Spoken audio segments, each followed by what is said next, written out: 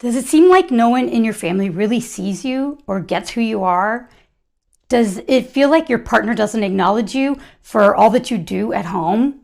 Do you identify so much with your job that you don't even know who you are outside of work? Do you scroll through your socials, comparing yourself to others, always falling short? In other words, does your self-esteem rise and fall with whatever's going on around you or with other people's opinions of you? Hi, I'm Stara Shakti, licensed trauma therapist and light worker with a private practice in Los Angeles. Welcome to my channel about all things healing from trauma. Today we're going to talk about the two different kinds of validation and how doing more of one of them can help you improve your self-esteem. Okay, so the first kind of validation, the one most of us are more familiar with, is external validation. This is looking to others like your partner, your family, your friends, your boss, and others to fill your cup, to make you feel good about yourself, or thinking that your house or your car or other possessions define who you are. The second kind of validation that most of us are not as familiar with is internal validation. This is looking inside, getting to know yourself and like yourself and honor your own experiences. The second kind is harder for most of us to do. Why is that? Well, growing up, most of us were criticized or bullied or even abused or traumatized by the people in our lives who were supposed to have our backs, but instead may have stabbed us in the back, often at too young and vulnerable of an age for us to be able to filter out these negative messages about ourselves from others. As a result, most of us have unconsciously internalized these outer bullies into one big, mean inner bully.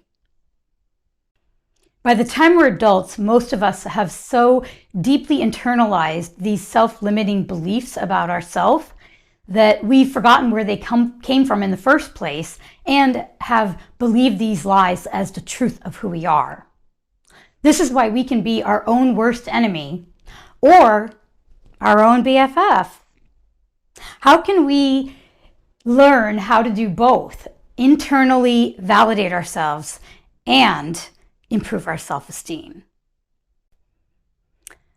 Here are 5 tips for internally validating yourself and improving your self-esteem. Now, you know the number one thing I'm going to say is go to therapy and understand and heal from your past traumas. Tip number 2, forgive yourself for any past actions, knowing that you most likely did the best you could with what you had at the time. And by the way, if you need any help with forgiving yourself, let me know in the comments and I'm happy to make another video for you. Tip number 3, make a list of your good qualities. Some people might have trouble with this. If you do, maybe ask a loved one if they can reflect back to you some of your good traits. Tip number 4, discover what you uniquely love to do. Find your passions and allow yourself to dream about your life. Tip number 5, change your inner self-talk from negative to positive. For example, if you find yourself saying, "I'll never have friends," maybe instead you could try saying, "I'm open to making new friends." Did you feel the difference in that? Maybe try being a little kinder to yourself. I thought I'd leave you with an exercise I often give my clients to practice internal validation. I like to call it self-acknowledgements. Try it out and see if it works for you. At the end of the day, write down 3 things that you're proud of that you did that day. Now, these don't have to be big things. They can be small things like giving someone a compliment. Or days that you're depressed, even getting up out of bed can be a big accomplishment. Other examples of self-acknowledgements are I went to therapy, I did well on a presentation, I went for a walk, I meditated. You get the idea. I do want to give you a warning though. This exercise is often hard for people to do at first, but if you can hang in there for a while, you can learn to shift your brain from having a more negative filter to having a more positive filter. You'll start to notice more of the good things about you more often, not just the bad. You might even start feeling like a better person, someone who's worthy of success and love in life.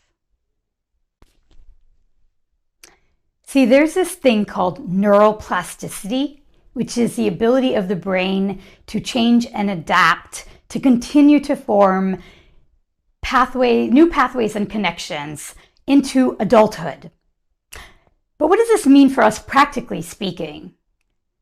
With enough practice and repetition, we can actually change the tracks in our brains that are going one way to go another way.